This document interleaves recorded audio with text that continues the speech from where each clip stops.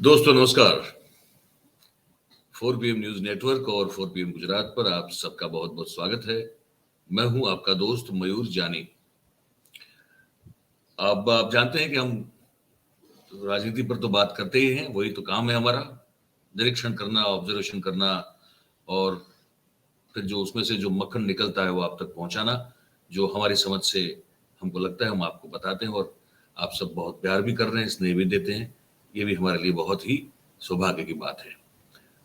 अब आप जानते हैं कि हम कुछ जो है थोड़ा इसी प्रवाह में चलते-चलते भी थोड़ा जो है अलग से हट के कुछ करने की कोशिश करते हैं और उसमें भी आपका बहुत प्यार मिलता है। वो है कि कुछ ऐसा भी दिखा दिया जाए जो थोड़ा व्यंग और कटाक्ष से भरा हो, थोड़ा उसमें हास्य हो, लेकिन वो उन मुद्दों पर बात हो जो हमारे और आपके साझा हैं और जो समस्या के रूप में हैं, जो चूभते हैं हमको रोज, लेकिन अब उसको रो के भी बता सकते हैं और उसको थोड़ा कटाक्ष करके भी उस पर ध्यान आकर्षित महापुरुषों का कर सकते हैं जो इस देश की सत्ता की सुकान को संभाल के बैठे हुए हैं।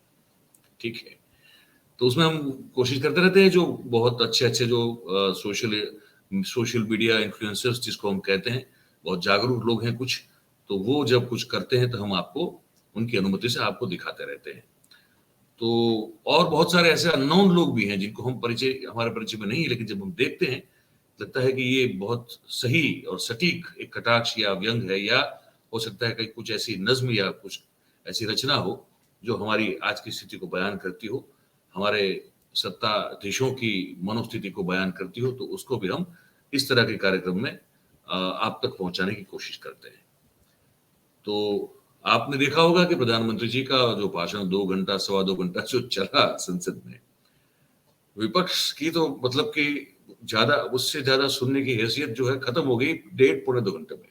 तो उन्होंने कहा कि ये महाराज मणिपुर तो कुछ बोलने वाले है नहीं, अब मतलब कि निकल दो यहाँ से, क्योंकि ये भी सहन नहीं हो रहा था।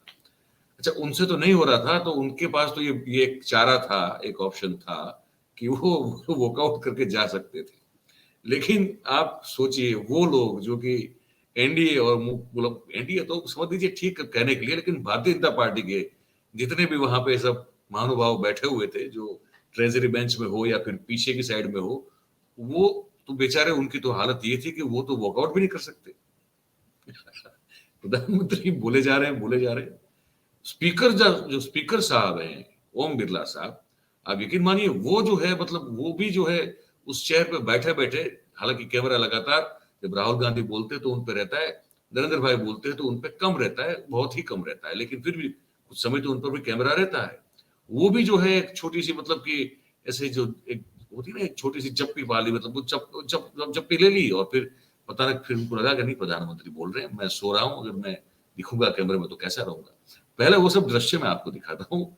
और एक मीम बना हुआ है, रामानंद सागर की जो रामायण हुआ करती थी, तो उसमें कुंभकर्ण का जो पात्र जिसने निभाया था, हमारे गुजरात के ही थे, नलिन दवे, स्वर्गस्थ नलिन दवे साहब बहुत अच्छे कलाकार हुआ करते थे। उन्होंने उस पात्र को निभाया था और उन्होंने जो एक वो एक डायलॉग बोला था, उसको पकड़ के बहुत मीम जो है चला जा रहा है, वो अंत में इस वीडियो में आप सुनेंगे। तो पहले ये देख लीजिए।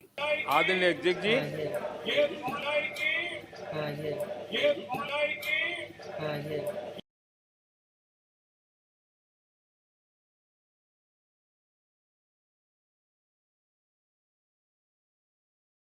फेंको, फेंको अपनी पूरी शक्ति के साथ, फेंको, फेंको, फेंको अपनी पूरी शक्ति के साथ, फेंको, फेंको, फेंको अपनी पूरी शक्ति के साथ, फेंको, फेंको, फेंको अपनी पूरी शक्ति के साथ, फेंको। फेंको अपनी पूरी शक्ति के साथ फेंको। और जब आप फेंकते हैं तो आप ही के सेना के महारथियों का ये हाल हो जाता है कि निंद्रा देवी की शरण में उनको मजबूरन जाना पड़ता है, या तो निंद्रा देवी उन पर हमला बोल देती है। ये हालत है महाराज, इतना क्यों फेंकते हैं, ये सवाल होता है मन में। उसके बाद वो जो फ्लाइंग किस वाला मामला है, क्योंकि अभी अभी घटा है, ये तो एक एक दिन बीच में गया है, वो इन सब इन्फ्लुएंसरों को बहुत, उनको मतलब इन्फ्लुएंस कर दिया है। सोशल मीडिया इन्फ्लुएंसरों को वो घटना जो है स्मृति ईरानी वाली, वो इतना इन्फ्लुएंस कर गई है कि वो अभी उस टॉपिक से बाहर निकले नहीं है और उस पर तरह तरह की रचना होती है। तो ये रेंटिंग गोला के नाम से सुप्रसिद्ध है। इनके साथ और डॉक्टर मेडुसा के साथ हमारा एक लंबा चौड़ा एक जो वीडियो रिकॉर्डिंग भी हमारा हुआ है, वो आप हो सकता है आज देख पाएंगे या तो फिर कल देख पाएंगे। उन्होंने भी एक अपना जो है वो बना के डाला। वो इमरती आयरनी का एक कैरेक्टर प्ले करती है ना। आप समझ रहे हैं इमरती आयरनी कौन हो सकती है। वो उन्होंने कुछ इसका इंटरप्रिटेशन अपने हिसाब से ऐसे किया, देखिए इसे। मैं अभी अपनी खुशी, मेरा मतलब मैं अभी एक आपत्ति दर्ज करती हूँ अध्यक्ष महोदय जी के जिनको मुझसे पहले वक्तव्य देने का अधिकार दिया, उन्होंने जाते जाते एक अभद्र लक्षण भी दिया। It is only a misogynistic man that can give a flying kiss to the parliament which seats women in the parliament. Flying kiss. But irony, why are you blushing? तुम नहीं समझोगे राहुल, कुछ कुछ होता है।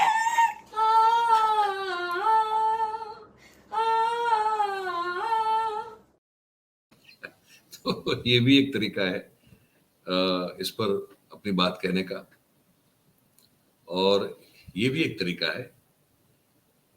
ये अननोन है, मैं इनको नहीं जानता, मैंने ट्विटर से लिया है। ये पोस्ट जो मैंने अपनी वीडियो जो देखा तो मुझे बहुत बड़ी छोटी सी पोस्ट है, लेकिन मुझे बड़ी अच्छी लगी। तो मुझे लगा कि इसको मैं आपको अब मैं क्रेडिट देना चाहता हूं, लेकिन इनका सज्जन का नाम मैं जानता नहीं हूं। लेकिन अगर वो इस वीडियो को कहीं देख ले तो आप कृपया आप समझ लीजिएगा कि हम अगर आपका नाम जानते तो आपके नाम के साथ ही इस वीडियो को हम हमारे प्रोग्राम में दर्शकों तक पहुंचाते, पर हम नाम नहीं जान रहे इसलिए हम नाम ले नहीं पा रहे। लेकिन जो 50-55 सेकंड का उन्होंने एक छोटी सी रचना जो उन्होंने सुनाई है, आप सुनिएगा, आपको बहुत छू जाएगी। उसकी ख्वाहिशों की तो कोई इंतहा ही न थी। वो ऊंचे से ऊंचे मकामों पर बढ़ता गया, लाशों की सीढ़ियों पर चढ़ता गया। खुदा कहलाने का शौक था जिसे मरघट का मसीहा बन के रह गया। तुम पत्थर की कब्रें बनाना बंद करो, वो मंच समझकर चढ़ जाएगा, फिर शुरू कर देगा भाषण ये सोच कर कोई ना कोई मुर्दा तो जरूर सुनने आएगा। जिसने दिन रात बस जहर घोला हो हवा में, क्यों उम्मीद करते हो तुम्हारे लिए ऑक्सीजन लाएगा? शमशानों कब्रिस्तानों में कंपटीशन कराने वाला क्या खाक तुम्हारे लिए अस्पताल बनवाएगा? ऐसा ना समझो कि उसे तुमसे मोहब्बत नहीं या तुम्हारे जिंदा रहने में उसे कोई इंटरेस्ट नहीं। बस उससे कुछ कहो मत, सुनते रहो, फिर देख लेना मियां, जिंदों की तो क्या ही कहो, वो बहुत जल्द मुर्दों से भी वोट डलवाएगा। वाह, क्या बात है, क्या बात है, गजब, बहुत बहुत बहुत बढ़िया। हमको तो बहुत अच्छी लगी ये बात। सांप्रत स्थिति में जो हमारे महाराज अधिराज बैठे हुए हैं, उनकी मनोदशा को बहुत अच्छी तरह से व्यक्त करते हुए, प्रस्तुत करते हुए, उनका पूरा सही चित्रण करते हुए छोटी सी रचना में बहुत कुछ कह दिया भाई साहब आपने। तो ये हमको बहुत अच्छा लगा, तो हमने सोचा आपको ये सुना दें। और फिर बारी आती है, हमारे मित्र हैं भगत राम जी, उनकी आती है। अब वो इस बार भगत राम नहीं है, वो इस बार सुधीर चौधरी बने हुए हैं और वो चलाते हैं जो चैनल, उसका नाम है चाट तक। और चाट तक में उनका जो प्रोग्राम होता है, ब्लैक ही वो जो है ना, वो कुछ वो वही बोलेंगे, हम क्या बताएं आपको, वही बताएंगे आपको। वो फ्लाइंग किस पर उन्होंने कुछ एक अजब सा कार्यक्रम कर दिया है, वो हम आपको दिखाते हैं, देखिए इसको। ब्लैक नहीं व्हाइट लाई में आज हम आपको बता रहे हैं कि फ्लाइंग किस देश विरोधी क्यों है और फ्लाइंग किस के पीछे कहां से फंडिंग हो रही है। लेकिन उससे पहले हम आपको बता दें कि पूरी दुनिया में 56 प्रकार की किस पाई जाती है, जिनमें से सबसे खतरनाक किस, आप गौर से सुनिए, सबसे खतरनाक किस फ्लाइंग किस होती है। फ्लाइंग किस की सबसे खतरनाक बात यह है कि ये उड़ती है, ये हवा में उड़ती है। अब आप ये सोचिए, आप मानिए कि किसी इंसान ने किसी पाकिस्तानी महिला की तरफ कोई फ्लाइंग किस छोड़ दी, आप ये मानिए। तभी अचानक बीच में कोई ईरानी महिला आ जाती है इत्तेफाक से, जबकि वो फ्लाइंग किस छोड़ी गई है पाकिस्तानी महिला की तरफ, लेकिन इत्तेफाक से बीच में कोई ईरानी महिला उस फ्लाइंग किस के बीच में आ जाती है और वो फ्लाइंग किस उस ईरानी महिला को लग जाती है, जबकि वो ईरानी महिला ना तो उस फ्लाइंग किस के लिए तैयार थी और ना ही उस फ्लाइंग किस को चाहती थी। तो अब आप सोचिए, क्या ये गैर इरादतन चुंबन का मामला हुआ या नहीं? उस इंसान पर गैर इरादतन चुंबन का मामला चलना चाहिए या नहीं? नासा की एक रिसर्च में भी पता चला है कि फ्लाइंग किस इंसान के स्वास्थ्य के लिए कैंसर से भी ज्यादा खतरनाक होती है। जब कोई इंसान फ्लाइंग किस देने के लिए अपने हाथ को अपने होठों से इस तरह लगाता है, तो उसके हाथ से उसके होठों पर 56 अरब 420 करोड़, आप इस आंकड़े को गौर से सुनिए, 56 अरब 420 करोड़ कीटाणु उसके होठों पर लग जाते हैं। और जब उन्हीं होठों से फ्लाइंग किस छोड़ी जाती है या फेंकी जाती है, तो सामने जो भी व्यक्ति होता है, जो भी इंसान उस फ्लाइंग किस के सामने आता है, वो इंसान उन कीटाणुओं से बीमार, बहुत बीमार हो सकता है। अब हम आपको फ्लाइंग किस का इतिहास बताते हैं। दुनिया की सबसे पहली फ्लाइंग किस 956 ईस्वी में दी गई थी। और आप ये जानकर हैरान हो जाएंगे कि वो पहली फ्लाइंग किस कोई मोहब्बत का इजहार करने के लिए नहीं दी गई थी, बल्कि नफरत जताने के लिए दी गई थी। दरअसल यूनान के राजा नोरेंडो मोडियस का एक सैनिक था जो बागी हो गया था। तो उसने अपने राजा नोरेंडो मोडियस को, और सैनिक का नाम था राउलियस, तो उस सैनिक ने, राउलियस ने अपने राजा नोरेंडो मोडियस को विरोध के रूप में वो फ्लाइंग किस दी थी, क्योंकि